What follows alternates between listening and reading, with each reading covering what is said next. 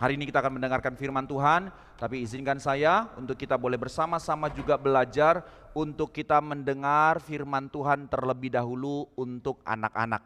Jadi ada waktu 10 menit ke depan untuk setiap mereka mendengar firman. Bapak Ibu sekalian, di dalam ibadah kan ada berkala di mana anak-anak ikut beribadah di dalam ibadah umum.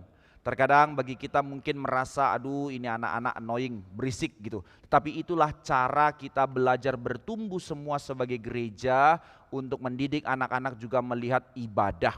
Pada dasarnya dahulu tidak ada yang namanya pisah, semua di dalam satu kesatuan di dalam gereja-gereja reform. Selesai ibadah umum semuanya baru nanti pecah sekolah minggu. Termasuk orang dewasanya ada sekolah minggunya. Nah, jadi itu yang terjadi dalam tradisi gereja, tapi kita ya di dalam konteks Indonesia, kita tetap mengadakan ada ibadah sekolah minggu dan secara berkala mereka ikut. Nah, sekarang anak-anak mau dengar firman ya, baik yang di depan, baik yang di ruangan. Sekarang dengar Bapak, ayo yang di ruangan lihat ke depan, duduk yang rapi, mau sungguh-sungguh dengar firman. Tidak main-main ya nak ya. Baik, sekarang kita mau sama-sama dengar firman. Kita mau mengingat tentang Yesus yang bangkit, Yesus yang sudah tidak ada di kubur lagi. Mari sekarang kita sama-sama berdoa, kita mau dengar firman, semua sungguh-sungguh berdoa. Anak-anak lipat tangan, tutup mata, ikut Bapak berdoa. Bapa di sorga, terima kasih hari ini kami merayakan Paskah. Yesus bangkit dan kubur itu kosong. Bukalah hati kami menerima firman-Mu. Ajar kami bertumbuh dalam kebenaran. Ajar kami sungguh-sungguh dengar dan menghormati Tuhan. Dalam nama Tuhan Yesus, kami siap mendengar firman. Amin. Nah sekarang Pak Harli mau bacakan satu bagian firman Tuhan. Dengar ya nak, dari Lukas 24. Dari mana? Lukas 24. Ayat 1 sampai 7. Lukas 24 ayat 1 sampai 7. Dengar firman Tuhan, Pak Harli bacakan. Ini berita tentang kebangkitan Tuhan Yesus. Demikian firman Tuhan. Pagi-pagi benar pada hari pertama minggu itu, hari Minggu. Mereka pergi ke kubur membawa rempah-rempah yang telah disediakan mereka. Mereka mendapati batu sudah terguling dari kubur itu. Dan setelah masuk, mereka tidak menemukan mayat Tuhan Yesus. Sementara mereka berdiri termangu-mangu karena hal itu, tiba-tiba ada 2 orang berdiri dekat mereka memakai pakaian yang berkilau-kilau. Mereka sangat terkejut, ketakutan dan menundukkan kepala. Tetapi kedua orang itu berkata kepada mereka, "Mengapa kamu mencari Dia, mencari Yesus yang hidup di antara orang mati? Ia tidak ada di sini. Ia telah bangkit. Ingatlah apa yang dikatakannya kepada kamu ketika ia masih di Galilea, yaitu bahwa Anak Manusia harus diserahkan ke tangan orang-orang berdosa dan disalibkan, dan akan bangkit pada hari yang ketiga." Nah anak-anak lihat ke depan. Coba bayangkan, kalian diajak mama pergi ke mall, lagi ada acara yang besar di mall, rame banget. Mama bilang, ayo kita turun dulu ke bawah, kita mau ke supermarket. Iya mama. Nah lalu mau ikut. Tetapi waktu jalan sama mama lagi ambil barang, mama sudah bilang, dengar ya nak, gak mau dengar, gak mau taat. Pengennya senang lihat sana lihat sini. Akhirnya mulai lari. Setelah lari banyak orang lalu mulai bilang, mama mau beli ini. Mamanya gak dengar. Mama mau beli ini. Mamanya gak ada. Mulai celingak-celinguk, lari sana, mama gak ada. Lari sini, gak ada. nggak ada. Gimana dong? Ini mama nggak ada. Nah, kira-kira kalau sudah begitu perasaannya bagaimana? Hore, bebas dari mama, nggak ada lagi yang cubit, gitu ya? Enggak kan ya? Walaupun mama sering ngomel-ngomel, tapi giliran kalau di mall mama sudah nggak ada, mama hilang. Bukan, kamu yang hilang, bukan mama yang hilang, karena kamu yang nggak mau dengar. Akhirnya hilang. Setelah hilang bagaimana? Nggak mungkin ketawa-ketawa kan ya? Mulai rasa takut, bukbak, bukbak. Nanti kalau mama pergi bagaimana? Nanti kalau aku hilang bagaimana? Nanti kalau aku diculik bagaimana? Mulai takut. Setelah takut, cemas. Mulai teriak, mama. Dari teriak-teriak akhirnya, mama. Mulai nangis kan ya? Karena ketakutan. Kenapa? Karena nggak mau dengar, nggak mau taat. Giliran sudah hancur, giliran sudah hilang, baru mulai ketakutan. Nah, anak-anak sekalian, kisah itu mirip dengan kisahnya murid-murid Tuhan Yesus. Hah? Tuhan Yesus pernah bawa muridnya ke mall? Bukan. Tetapi apa yang terjadi? Dikatakan sewaktu Yesus datang ke dunia, waktu Yesus datang jadi manusia, Yesus mengajar semua murid-muridnya tentang firman Tuhan, seluruh kebenaran, tentang janji keselamatan, tentang kasih Tuhan. Lalu waktu dikatakan demikian, apa yang terjadi? Mereka kadang dengar, senang. Oh, waktu Yesus lakukan mukjizat, oh dengar. Oh, waktu Yesus ngajar yang bagus-bagus, oh dengar. Tapi waktu Yesus kasih tahu berita yang paling penting, bahwa Yesus kasih tahu, Yesus akan disalibkan, Yesus akan menderita, Yesus akan mati, Yesus akan dikuburkan, tetapi Yesus akan bangkit hari yang ketiga. Aduh, telinganya nggak dengar, nggak seru. Masa bicara salib, masa bicara mati. Kan Yesus Tuhan kami keren. Dia bisa kasih makan 5.000 orang mukjizat. Dia bisa sembuhkan orang sakit. Dia bisa kasih makan, dia bisa kasih hidup orang mati. Oh, yang ini keren. Kamu mau dengar, kami mau dengar. Tapi bicara Yesus mati, nggak mau dengar. Bicara Yesus menderita, nggak seru. Nggak mau denger. Nah, ini akhirnya. Maka ketika harinya tiba, Yesus disalib. Dan setelah Yesus disalib, apa yang terjadi? Semua yang baik tadi bilang, kami akan ikut Yesus kemanapun Yesus pergi. Janji kami setia. Giliran Yesus ditangkap, lalu orang teriak, salibkan dia. Kabur. Semua lari ketakutan. Gak dengar lagi apa kata Tuhan Yesus.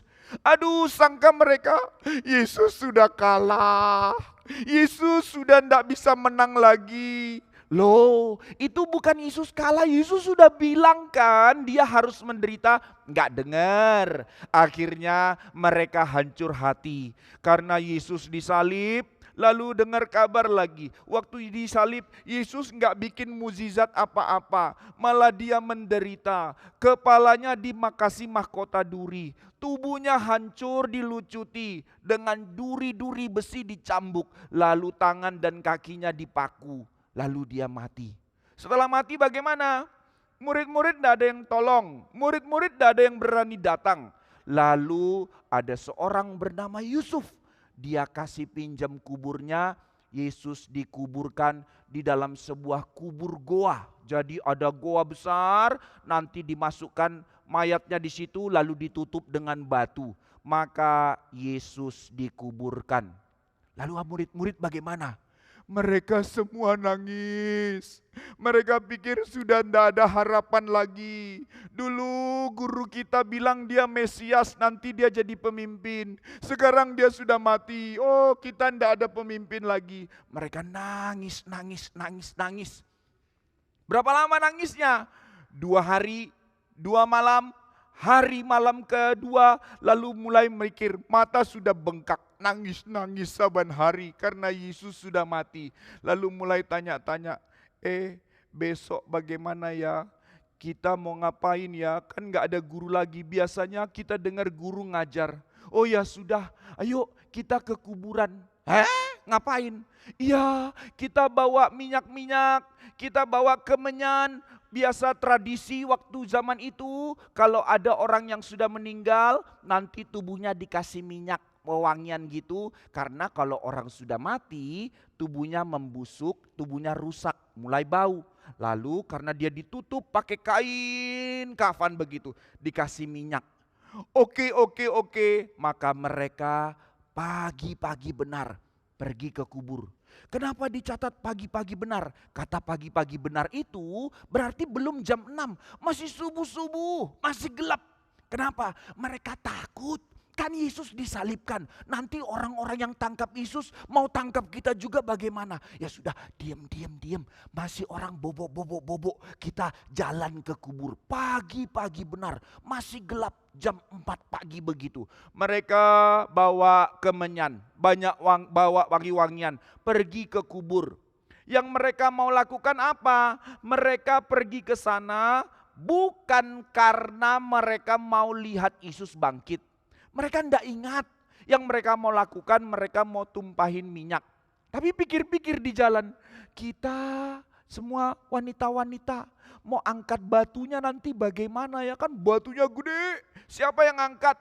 Ya sudah, nggak apa-apa lah, mungkin kita cuman percik-percik di batunya aja. Nggak apa-apa ya, pokoknya kita datang dulu. Mereka pergi, mereka jalan sampai dekat.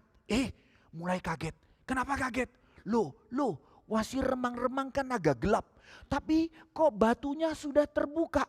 Kamu salah lihat, kucek-kucek karena tadi malam gak tidur. Mata sudah bengkak, nangis-nangis. Lihat lagi, kucek-kucek. Benar itu buka. Mereka datang lalu lihat, batunya sudah terbuka. Mereka masuk ke dalam. Lalu lihat, batunya sudah terguling. Kuburnya terbuka. Lalu lihat ke dalam, Yesus tidak ada lagi di kubur. Mereka, hore! Bukan. Mereka nangis, aduh, sudahlah guru kami ditangkap. Guru kami disalibkan. Guru kami dikubur. Masih saja tubuhnya kok diculik ya. Pikiran mereka bodoh sekali. Karena tidak mau dengar. Dengar anak-anak, hati yang tidak mau dengar firman, makanya hidupnya jadi bodoh. Dengar ya. Hati yang tidak mau dengar firman, hidupnya jadi bodoh, ditipu si iblis. Tetapi meskipun demikian, Tuhan tidak marah. Tuhan sudah kasih tahu kan, nggak mau dengar juga. Sekarang Tuhan sudah tepati janji, nggak ngerti juga. Seperti kamu, dengar kata mama. Iya, nggak dengar juga. Akhirnya bikin salah. Sudah mama bilang kan, iya. Akhirnya dicubit pantatnya. Aduh! Gitu. Tuhan juga marahin ya. Kamu ya nggak mau dengar juga, dijewer. Oh tidak. Malah Tuhan utus 2 malaikat datang kepada mereka. Hati mereka lagi takut. Hati mereka lagi cemas. Lihat-lihat nggak ada Tuhan Yesus. Lalu bagaimana? Lalu tiba-tiba malaikat itu berseru kepada mereka. Mereka kaget. Mereka takut karena dengan kemilau yang sangat indah. Lalu apa yang dikatakan malaikat? Malaikat tegur. Malaikat bukan kasih jadi baik-baik, juga tegur supaya mereka sadar. Apa kata malaikat? Mengapa kamu mencari dia? Cari Yesus yang hidup bukan yang mati. Di tempat orang mati. Kamu ingat tidak apa yang sudah dibilang? Nah, firman kasih tahu lagi. Ingat apa yang dibilang. Dulu Yesus di Galilea sudah kasih tahu kamu. Yesus itu bukan Mesias pakai prajurit-prajurit kalahkan musuh. Yesus itu harus menderita dan mati di salib. Loh, jadi benar Pak, Yesus mati di salib. Benar. Loh, kok Yesus mati di salib? Kan Yesus Tuhan. Yesus hebat, dia yang cipta alam semesta. Berarti dia lebih keren dari superhero yang lain. Iya, Ultraman gak bisa, Superman gak bisa. Dia cuman tolong-tolong orang kalau lagi susah. Ada monster-monster, itu cuman film ya. Tapi siapa yang tolong kita lepas dari dosa? Siapa yang bisa lepaskan kita dari hukuman dosa kita harus dibuang ke neraka? Bapak nggak bisa lepaskan kamu. Papa mama nggak bisa lepaskan kamu. Lalu siapa yang bisa lepaskan kita? Hanya Tuhan yang turun dari sorga, datang jadi korban pengganti. Jadi apa nak? Korban pengganti. Apa maksudnya? Tuhan tidak mau kita celaka. Tuhan tidak mau kita jadi dihukum binasa. Maka Tuhan Yesus rela datang gantikan hukuman dosa kita. Dia berkorban, dia tanggung hukuman dosa kita. Dengan cara apa? Dia menderita di salib dan dia harus mati menggantikan kematian kita. Jadi benar Pak, Yesus mati. Iya, tetapi Yesus bilang dia mati bukan karena dia kalah, tapi dia selesaikan hukuman dosanya siapa? Dosanya kita. Kita yang dihukum, tapi Tuhan Yesus yang berkorban. Dan setelah itu Yesus bilang dia bangkit. Berarti walaupun dia mati, tapi dia kalahkan dosa, kalahkan maut. Maka Yesus sudah janji dan benar ditepati. Yesus bangkit hari keberapa nak? Hari ketiga, benar. Tuhan bangkit hari yang ketiga. Maka dengan Yesus bangkit berarti dosa sudah diselesaikan hukumannya. Tuhan Yesus bangkit berarti maut yang ikat kita sudah dikalahkan. Maka Yesus bangkit untuk apa? Tuhan Yesus sediakan keselamatan bagi kita. Jadi Pak, Yesus itu hidup. Iya. Yesus sudah bangkit menang atas dosa. Iya.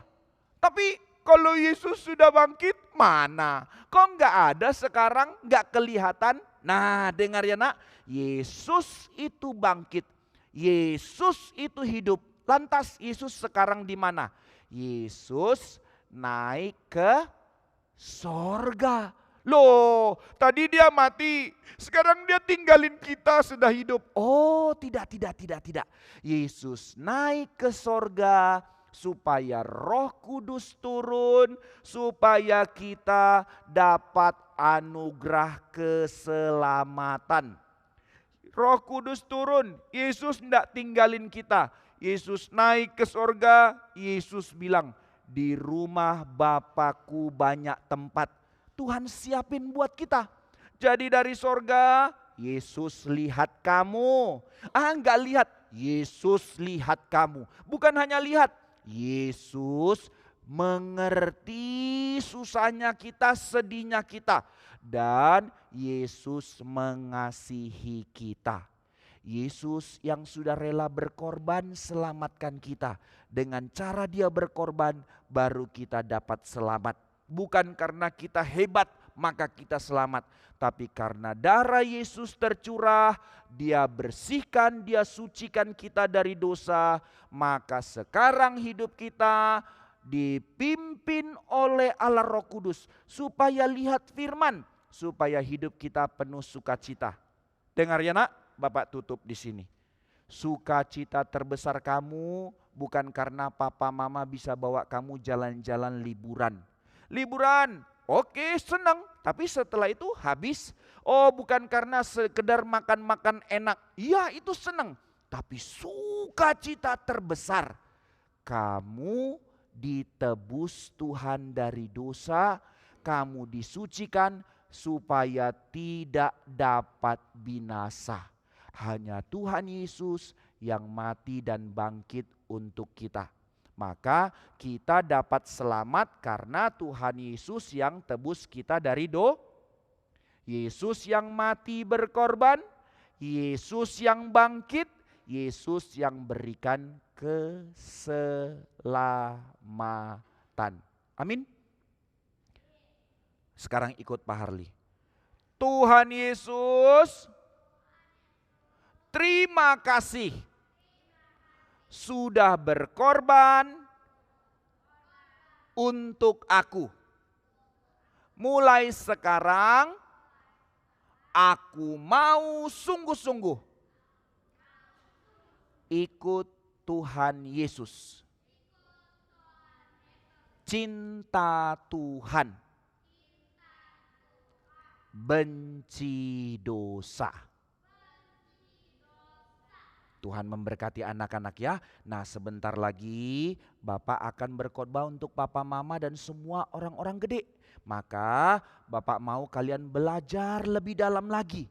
Pak, Tuhan Yesus sudah berkorban, aku percaya. Bagus.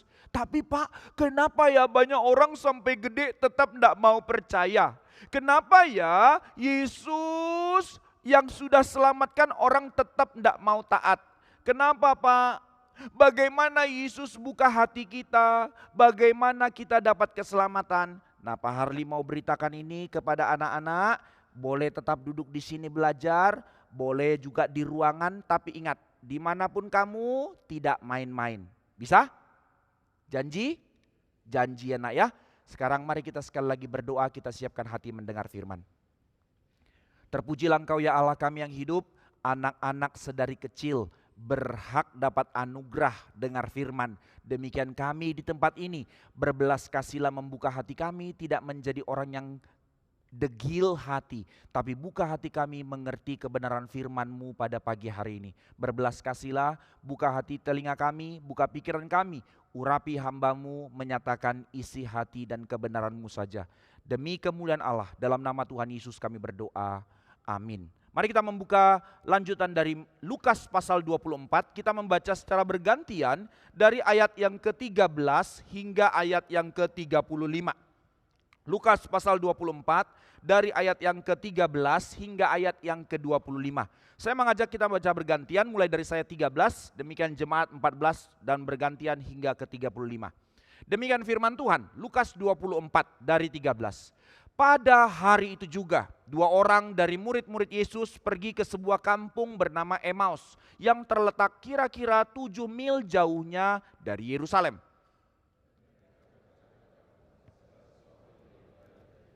Ketika mereka sedang bercakap-cakap dan bertukar pikiran, datanglah Yesus sendiri mendekati mereka, lalu berjalan bersama-sama dengan mereka.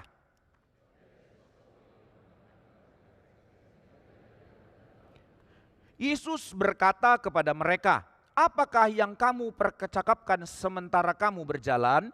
Maka berhentilah mereka dengan muka suram.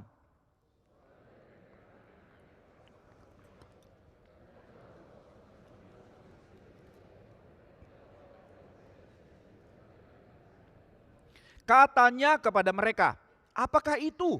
Jawab mereka, apa yang terjadi dengan Yesus orang Nazaret? Dia adalah seorang nabi yang berkuasa dalam pekerjaan dan perkataan di hadapan Allah dan di depan seluruh bangsa kami.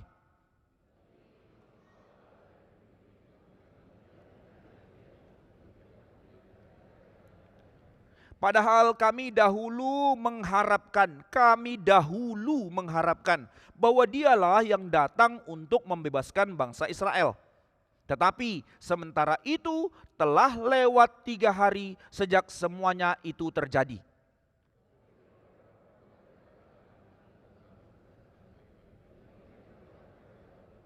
Dan tidak menemukan mayatnya. Lalu mereka datang dengan berita bahwa telah kelihatan kepada mereka malaikat-malaikat yang menyatakan bahwa ia hidup.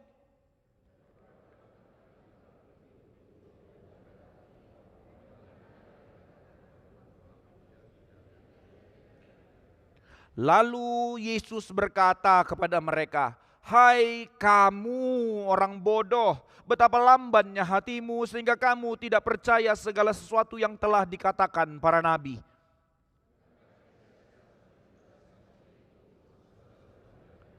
Lalu Yesus menjelaskan kepada mereka apa yang tertulis tentang Dia dalam seluruh kitab suci, mulai dari kitab Musa dan segala kitab nabi-nabi.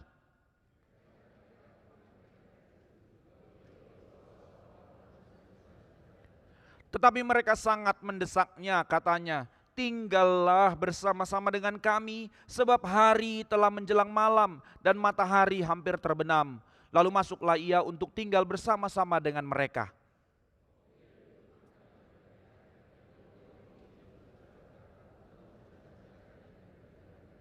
Ketika itu terbukalah mata mereka dan mereka pun mengenal Dia, tetapi ia lenyap dari tengah-tengah mereka.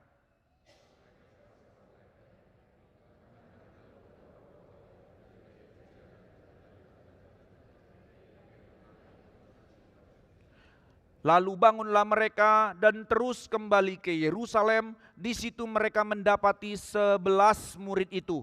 Mereka sedang berkumpul bersama-sama dengan teman-teman mereka.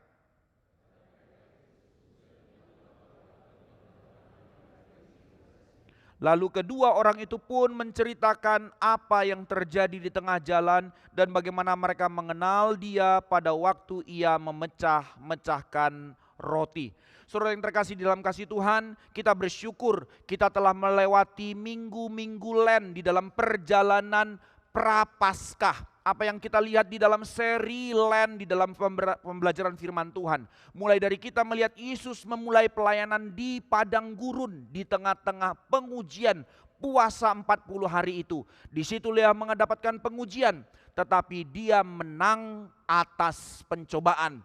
Dari padang gurun kita dibawa untuk melihat berita tentang pohon ara, tentang kisah kesabaran Allah yang menantikan pohon itu berbuah sebagai gambaran dari kasih panjang sabarnya Tuhan yang menantikan pertobatan dan hidup kita menjadi hidup yang berbuah. Tetapi tetap manusia dalam kebodohan dan keras hati hidup dalam dosa. Maka kita melanjutkan di dalam seri Injil Lukas melihat Minggu Palma, di mana Yesus akhirnya masuk ke Yerusalem dan mereka bersorak-sorai meninggikan Yesus, tetapi Yesus malah menangisi mereka. Air mata Yesus tertumpah, gambaran dari hati Allah yang hancur atas kita yang berdosa. Dan di dalam puncak minggu lalu kita melihat sampai kepada Jumat Agung kemarin, Yesus Sang Raja yang di dalam panjang sabarnya, yang dengan air matanya sampai membayar air mata itu dengan darah di atas kayu salib. Tubuh Kristus yang Sang Raja harus dihancurkan. Dan hari ini di dalam Paskah, puncak dari seluruh peristiwa menjadi sukacita besar bagi kita, bahwa kubur tempat di mana dia dikuburkan, kubur itu telah menjadi kosong.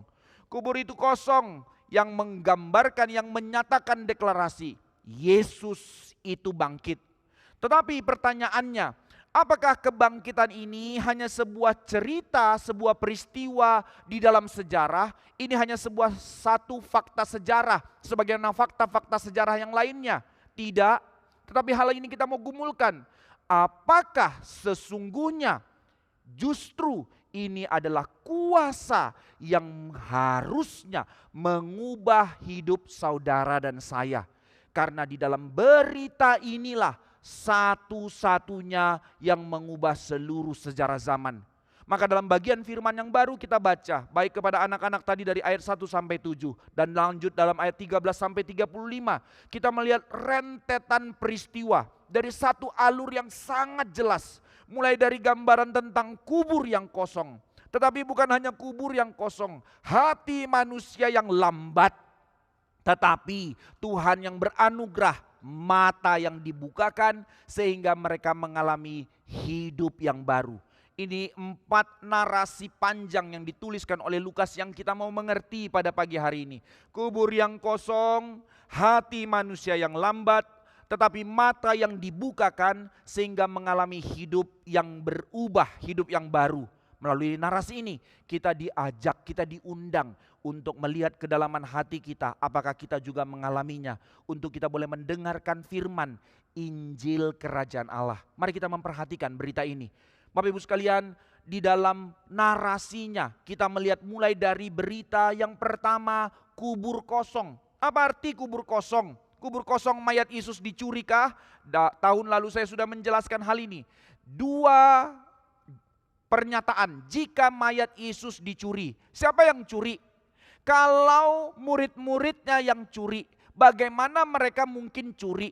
Kuburan itu dijaga ketat oleh para prajurit. Mereka tidak punya possibility untuk curi. Dan kalaupun curi, dikatakan di dalam versi Injil Yohanes bahwa ketika ada di dalam, kain kafannya tersusun dengan rapi. Yang namanya curi pasti buru-buru. Bang ngapain? Bisa dilipat-lipat dulu, dirapi-rapikan dulu kain kafannya. Maka tidak mungkin murid-murid curi. Alasan supaya membuktikan apa yang dikatakan bahwa Yesus bangkit. Tidak mungkin demikian. Yang kedua, kalau para tentara Romawi yang curi? Malah lebih konyol. Ngapain mereka curi? Justru membuktikan Yesus mati dan tidak berdaya, maka dibiarkan dijaga ketat dengan prajurit. Tapi hari ini di dalam versi Lukas dikatakan kubur itu kosong. Yang mau menandakan tentang apa? Bahwa sesungguhnya yang memungkinkan dan hanya satu dasar yang menunjukkan apa arti kubur kosong itu. Maut tidak mampu menahan sang raja. Ini yang dikisahkan dari ayat 1 sampai 7. Maka diceritakan tadi, para perempuan itu datang ke kubur dengan membawa rempah-rempah. Bawa rempah-rempah apa artinya? Saudara, justru Lukas sangat detail mencatat hal yang ringan tapi justru menjadi konfirmasi. Apa artinya para perempuan itu membawa rempah? Artinya mereka datang dengan mindset untuk melihat mayat. Berarti mereka tetap tidak mengerti, bahkan para malaikat bilang mereka tetap tidak ingat dikatakan bahwa Yesus akan bangkit. Gak ada itu dalam mindset mereka. Hati mereka cinta Tuhan Yesus. Mereka sangat mengasihi Yesus, guru yang agung itu. Tetapi dalam iman mereka, dalam kepercayaan mereka, Yesus sudah mati. Ini yang menjadi masalahnya. Namun fakta di dalam lapangan dicatat ketika mereka tiba, apa yang mereka temukan? Batu itu sudah terguling dan tubuh Yesus sudah tidak ada. Dan malaikat memberi teguran sebagaimana yang kita dengar tadi kepada anak-anak. Mengapa? Why? Mengapa kamu mencari dia? Mencari Yesus yang hidup di antara orang mati? Saudara-saudara sekalian, ini bukan sekedar kalimat penghiburan. Hei, Yesus sudah bangkit loh. Ya, tentu ada aspek itu. Tetapi ini juga menjadi kalimat teguran. Dan bahkan sesungguhnya Lukas menuliskannya di dalam pimpinan Roh Kudus sebagai kalimat yang mendeklarasikan untuk mengguncang seluruh sejarah. Bahwa kalimat ini dikatakan malaikat untuk mendeklarasikan Yesus yang kau anggap biasa itu, yang telah kau matikan itu, hai dunia, yang telah kau tolak itu, sekarang dia telah bangkit. Maka kebangkitan bukan sekedar rentetan peristiwa mukjizat dari apa yang dilakukan oleh Yesus. Sebab kita bersyukur di dalam penggenapan karya keselamatan, tidak ada satu peristiwa mukjizat yang dilakukan oleh Yesus. Di dalam pengajaran dan seluruh pelayanannya, mukjizat demi mukjizat dijalankannya. Tapi di dalam menggenapi karya keselamatan, tidak ada satu mukjizat. Dia diam, hanya 7 perkataan salib. Dan dia tidak meminta malaikat turun mematikan kita. Tetapi dia seperti domba dibawa ke pembantaian. Sampai peristiwa akhir dia mati, dia dikuburkan. Baru mukjizat terjadi, yaitu kebangkitan. Tapi sekali lagi, ini bukan bicara tentang mukjizatnya saja, melainkan ini bicara tentang tindakan penentu dari ciptaan baru. Saudara, ini bukan sekedar satu hal yang fenomenal, tapi ini menjadi satu pengertian yang begitu besar. Melalui kebangkitan Yesus menjadi titik baru sejarah, mengubah seluruh peradaban zaman, menjadi penentu ciptaan baru. Apa artinya? Bahwa Yesus bukan sekedar hidup lagi dan nanti akan mati lagi. Tidak seperti Lazarus yang dibangkitkannya. Tetapi justru melalui kebangkitan Yesus, inilah awal dunia baru. Melalui kebangkitan Yesus menjadi satu titik temu. Satu-satunya yang bisa menjadikan titik temu antara kekekalan dan kesementaraan. Dengan tubuh, dia tetap dengan tubuh. Tapi dengan tubuh kemuliaan yang membuat dia menjadi datang kepada Bapa. Maka di dalam tubuh kebangkitan Kristuslah ada pengharapan pertemuan antara kita di dalam kesementaraan dengan kekekalan. Inilah yang disebut tubuh kebangkitan menjadi dasar awal dunia yang baru. Menjadi pengharapan buat kita.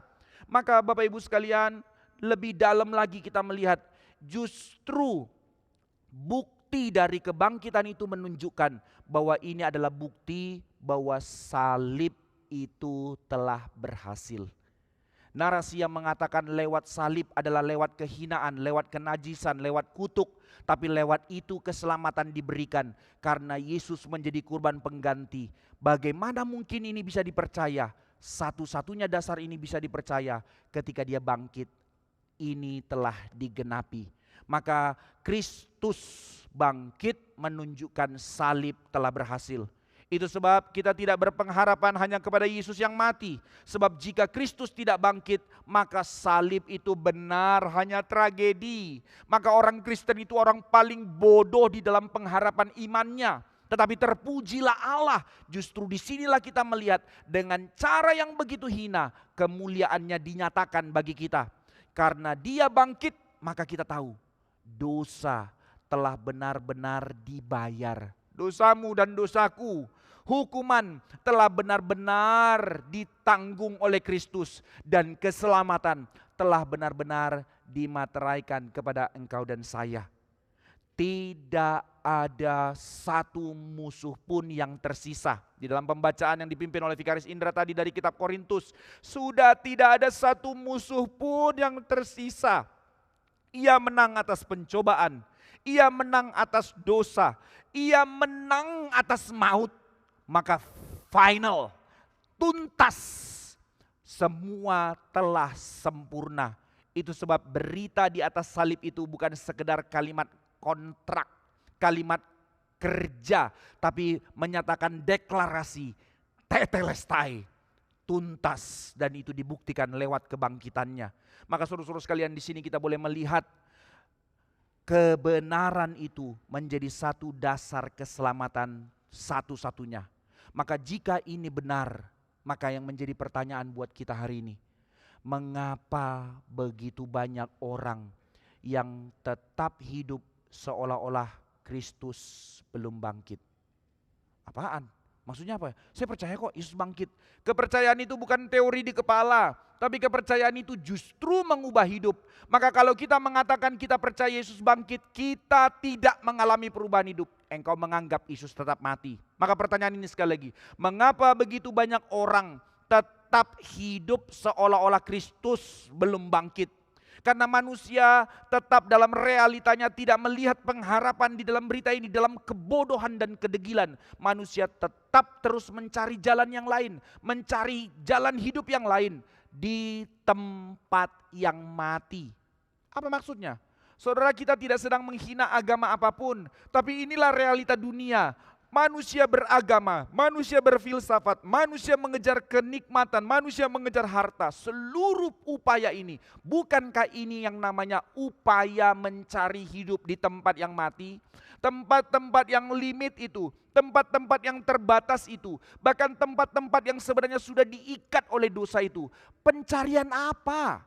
Ini yang namanya pencarian hidup di tempat yang mati. Ini yang dilakukan dunia. Maka manusia, siapa manusia yang tidak mau damai? Semua orang, kita mencari damai. Tapi damai apa? Banyak orang mencari damai hanya sebatas urusan melepaskan diri dari luka masa lalu. Cari damai dari konflik-konflik batin. Maka dia rasa dia dapat keselamatan kalau hatinya sudah tenang.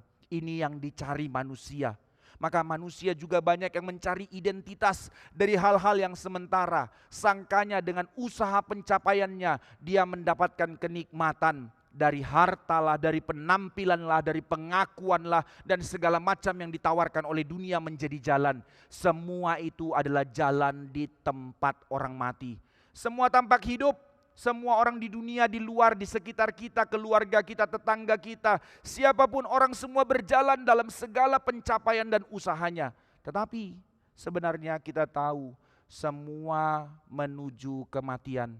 Karena itu saudara-saudara sekalian, dengan penuh kesungguhan dan hormat, dengarlah seruan ini.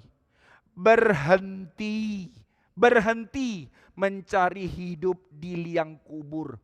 Berhenti mencari pencapaian dan penerimaan dari tawaran dunia yang membawamu kepada kebinasaan.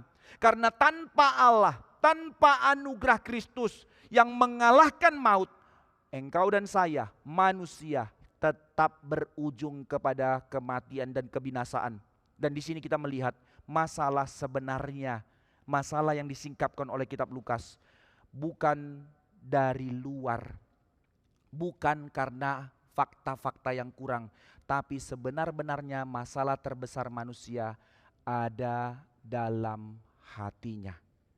Kedua, apa yang disingkapkan dari hal ini? Maka Alkitab mengungkapkan dari kubur yang kosong menunjukkan hati yang lambat. Apa maksud dari hati yang lambat yang dikatakan oleh Lukas? Sesungguhnya masalah manusia sekali lagi bukan karena kurang bukti, tetapi karena kurang percaya. The problem is not lack of evidence, but a lack of faith. Kita nggak punya kesadaran untuk melihat kebenaran itu. Maka diwakili oleh dua murid yang berjalan ke Emmaus. Apa kata mereka? Sudah dengar, bukan sudah hanya dengar dulu Yesus mengatakan dia akan mati, dia akan bangkit.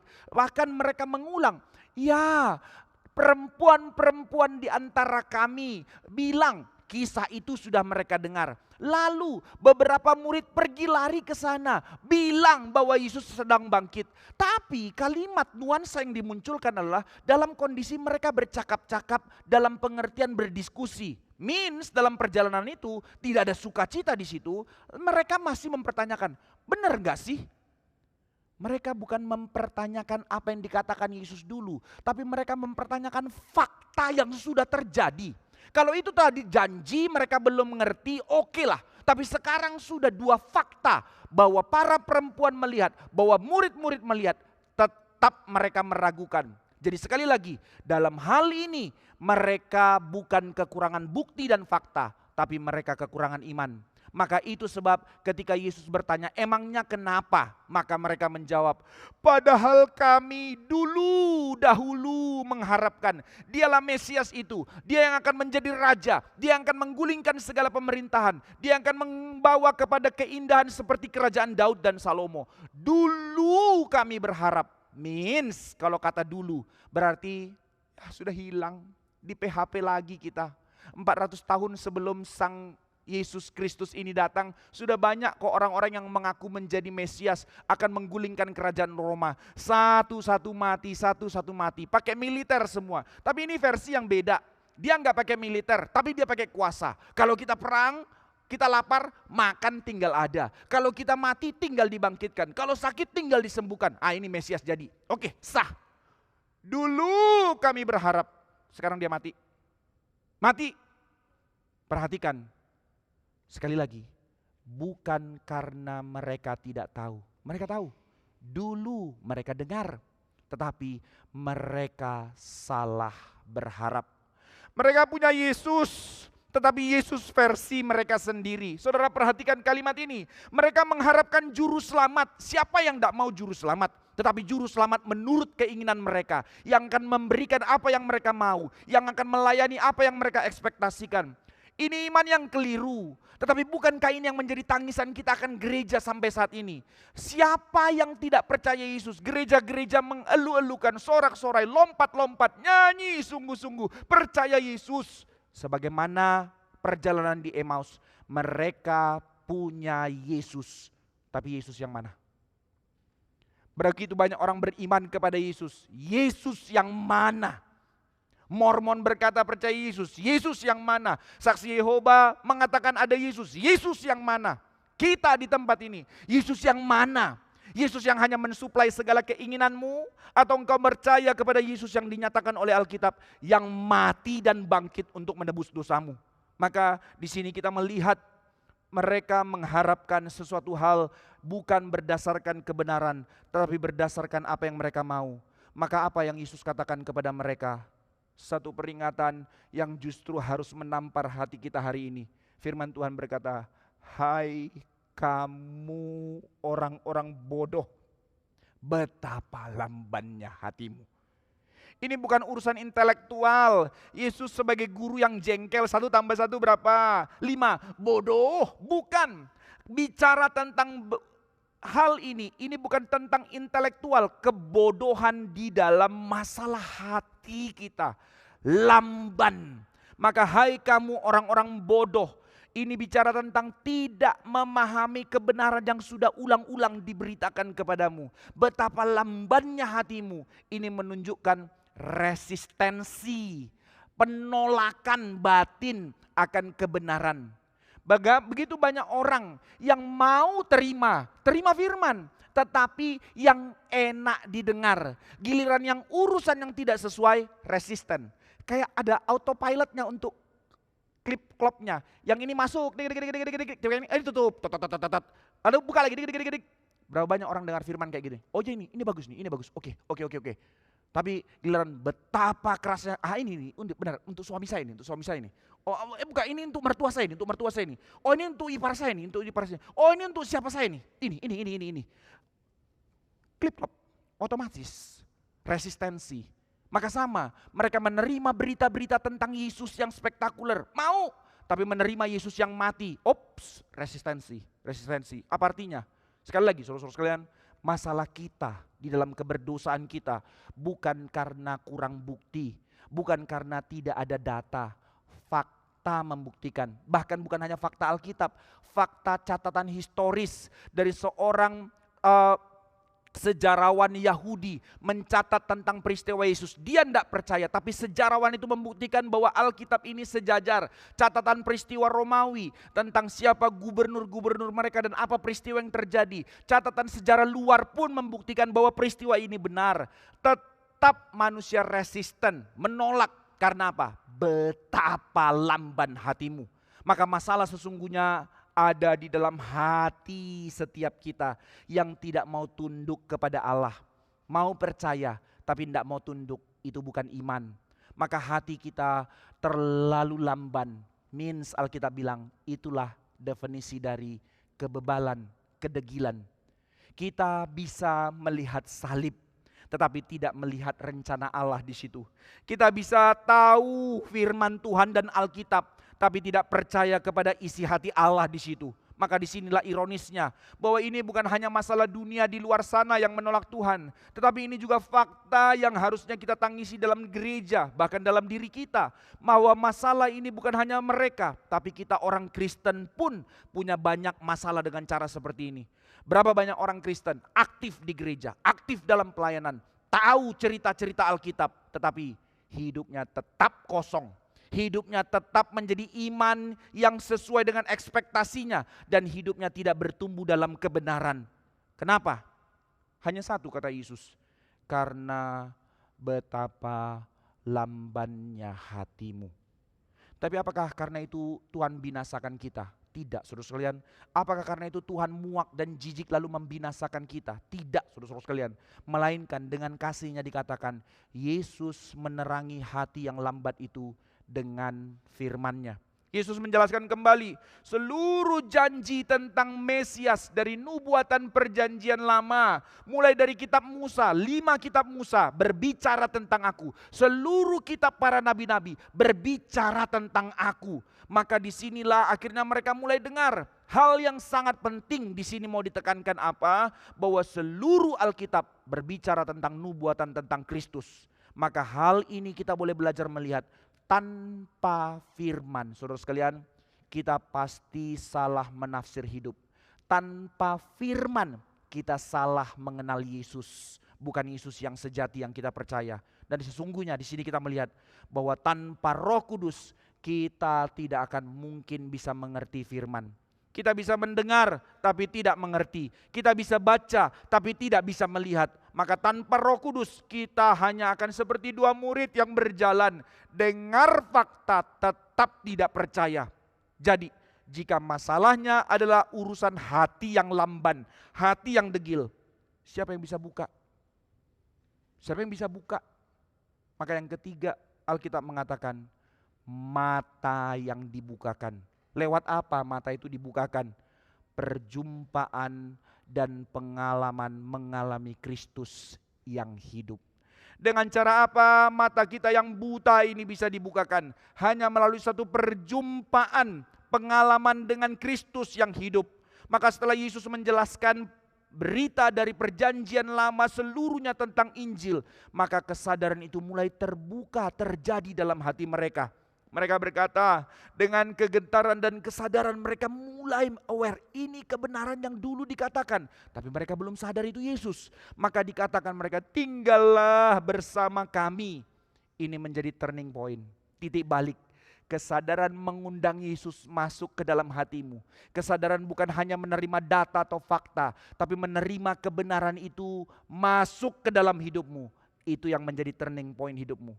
Data engkau boleh tahu, studi engkau boleh lakukan. Tapi kalau hatimu tidak rela untuk dikoreksi, hatimu tidak rela mengundang Yesus masuk, maka engkau tidak akan pernah mengalami perubahan hidup.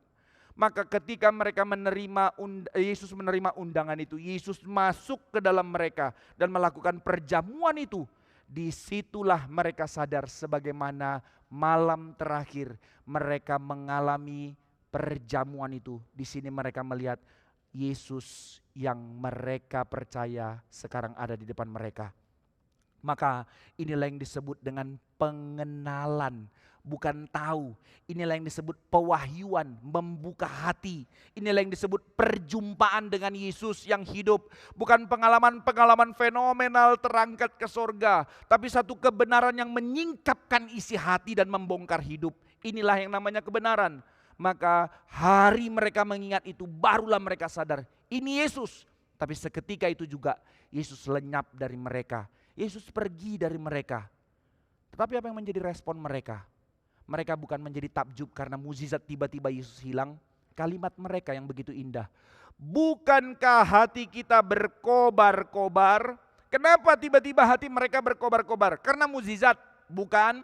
Tetapi karena firman yang dikatakannya sepanjang jalan. Perhatikan saudara sekalian bagaimana matamu terbuka hanya ketika engkau kembali kepada firman. Maka di sini kita memperhatikan baik-baik. Perjumpaan kita dengan Kristus tidak mungkin terpisah dari firman.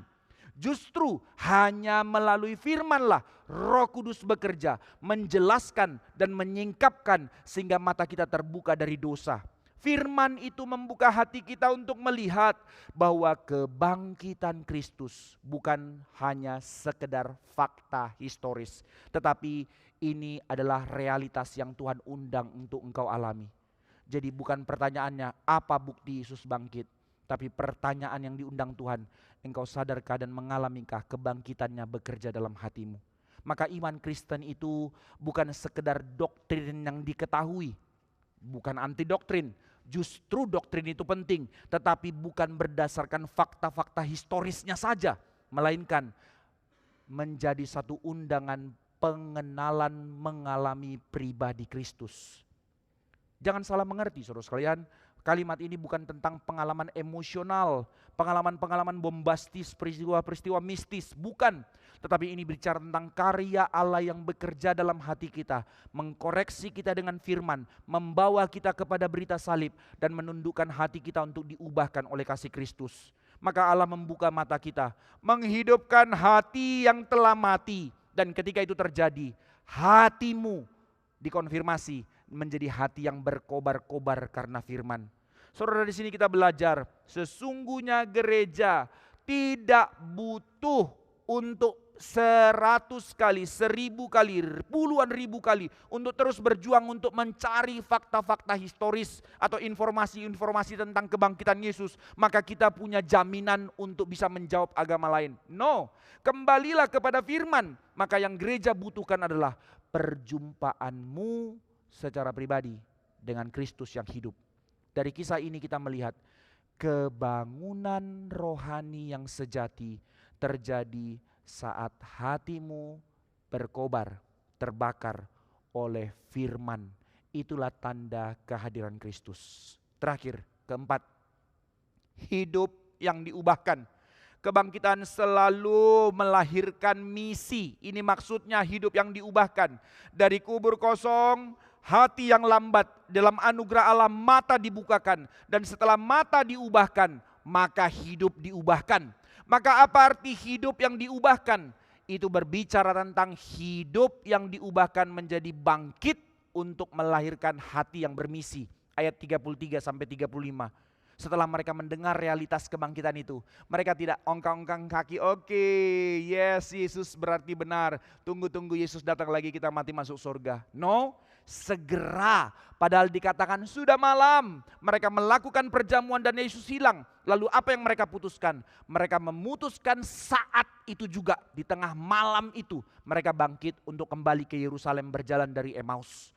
Malam hari, tanpa rasa takut, tanpa lagi keraguan dengan ancaman prajurit Roma atau para prajurit dari imam-imam. Tetapi mereka dengan satu konfirmasi, mata yang dibukakan mengalami perubahan hidup, dan perubahan itu drastis dalam hidup mereka. Dari satu keputusasaan menjadi satu hidup yang penuh pengharapan.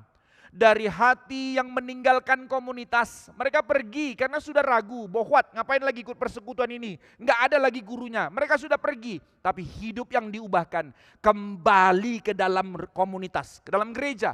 Ini arti pertobatan, bukan tentang aku secara pribadi, tapi undangan Tuhan untuk aku masuk ke dalam gereja. Dari mulut yang diam dan bungkam, sekarang menjadi mulut yang bersaksi. Saudara, inilah prinsip yang dianugerahkan oleh Tuhan, yang tidak bisa ditawar. Ini bukan menu pilihan. Apa arti hatimu berkobar oleh karena Injil? Bahwa kebangkitan selalu menghasilkan hati yang bersaksi. Ini undangan Tuhan bagi kita. Maka jika engkau sungguh-sungguh mengatakan engkau bertemu dengan Dia, engkau mengenal Yesus yang bangkit dan engkau mengalami Dia, maka hidupmu tidak mungkin lagi menjadi sama sebagaimana dahulu engkau hidup. Maka pertemuan pengalaman di dalam anugerah Allah yang melahirbarukan pasti mengubahkan hidup. Inilah keselamatan.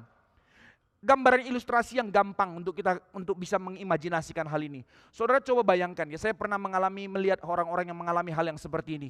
Kalau ada seorang yang dalam kondisi kritis, benar-benar dalam kondisi penyakit yang mematikan, suddenly dikatakan dia sembuh total. Apa reaksi orang seperti ini? Ya cenglilah, hidup ya hidup, mati ya mati. No. Orang yang sudah mengalami titik nadir mati, lalu dia hidup kembali, tidak mungkin diam. Dia akan terus bergerak dan tidak akan mungkin tutup mulut. Dia akan terus bersaksi tentang apa yang dialaminya. Ini gambarannya. Maka orang-orang Kristen, orang-orang yang tadinya dalam kondisi mati dalam dosa, lalu melalui kematian Kristus mengalami hidup. Bagaimana mungkin kita diam, kecuali engkau benar-benar hati yang lamban, tidak ngerti rahasia besar ini. Tetapi sekarang berita ini diberitakan sekali lagi. Apa arti Kristus yang mati dan bangkit untuk kita?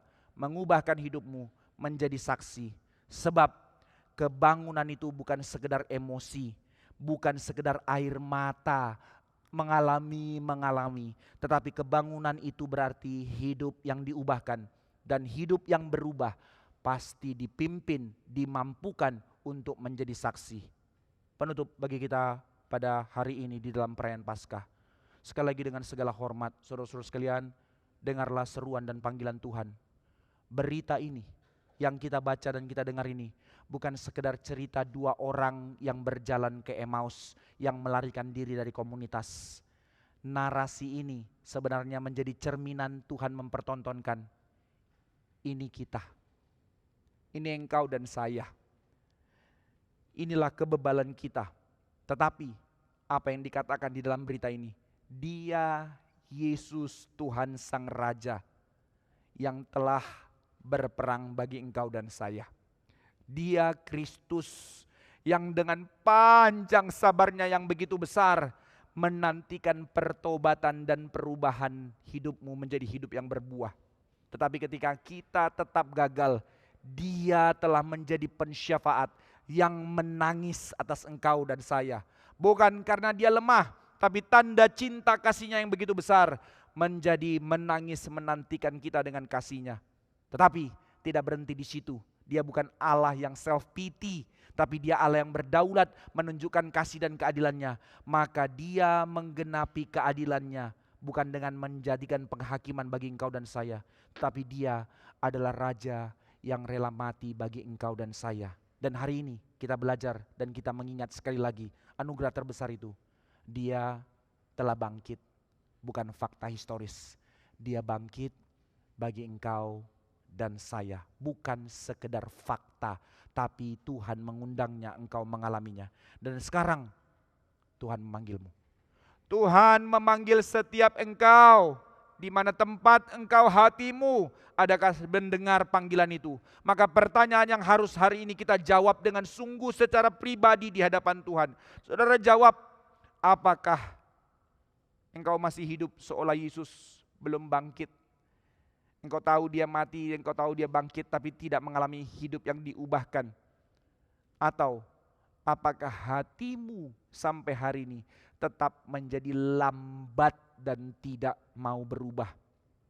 Apakah engkau hanya tahu tentang dia, engkau tahu berita tentang kematian dan kebangkitannya, tapi engkau tidak sungguh-sungguh mengenal dia dan mengalami dia? Maka ini undangan Injil pada hari ini. Kubur kosong bukan sekedar berita. Itu adalah undangan dari Allah untuk engkau mengalami dia, mendapatkan keselamatan di dalam dia, untuk mengalami perubahan hidup dan dipimpin di dalam dan bagi kemuliaannya. Undangan untuk engkau mengalami pertobatan, untuk engkau mengalami hati yang percaya dan mendapatkan pengharapan, untuk engkau mengalami Kristus dan mendapatkan jaminan hidup menjadi hidup yang baru. Sebab apa? Kristus tidak mati, dia bangkit, dia hidup. Kristus tidak jauh walaupun dia naik ke sorga, tapi dia Allah yang hadir dan Roh Kudus yang menaungi kita, bukan sekedar mengutus malaikat.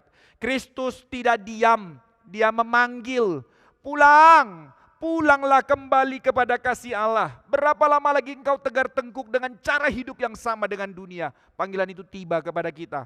Dan bagi setiap kita yang menerima panggilan dan menjadi percaya, maut telah dikalahkan, hidup baru telah dimulai. Hiduplah di dalam Kristus dan bagi Kristus sampai seumur hidupmu. Amin. Mari kita berdoa. Berbelas kasih atas kami ya Tuhan. Betapa lambatnya hati kami, betapa degilnya kami, betapa bodohnya kami. Kerap kali kami memilih lari dari Tuhan. Kerap kali kami menjadikan berita tentang kebangkitan satu berita ya sebagai jaminan, tapi tidak mengalami perubahan. Ampuni kami dalam kebodohan kami. Tapi sekali lagi kami dibawa untuk melihat, memandang kepada kebangkitan Kristus, supaya kami dikoreksi dan dibongkar, supaya kami mau diisi oleh kebenaran, karena hanya melalui penebusan Kristus kami telah mendapatkan jaminan untuk menjadi orang-orang yang didamaikan dengan Allah, menjadi orang-orang yang diutus oleh Allah bagi kemuliaan Allah. Begitu seriusnya panggilanmu di dalam penebusan yang telah kau berikan. Berbelas kasih atas kami. Kiranya kemurahan-Mu yang terus menata dan menuntun kami. Kiranya Tuhan yang terus membentuk kami untuk menjadi semakin diubahkan dan menjadi semakin segambar dengan Kristus. Kiranya Tuhan yang menjadikan kami manusia baru untuk menjadi hidup yang menjadi saksi di tengah-tengah seluruh panggilan yang Tuhan sudah percayakan kepada kami. Sekali lagi hari ini kami bersyukur di dalam Paskah. Bukan euforia, bukan pesta pora, tapi kemenangan final yang telah diberikan Kristus, mengubahkan hati kami yang mati dalam dosa menjadi hidup baru di dalam Kristus, untuk hidup di dalam dan bagi kemuliaan Allah sampai seumur hidup kami. Kiranya Tuhan sendiri yang beranugerah, Tuhan sendiri yang memimpin seluruh kehidupan kami. Dengar seru doa kami, di dalam Kristus Yesus Tuhan kami berdoa. Amin.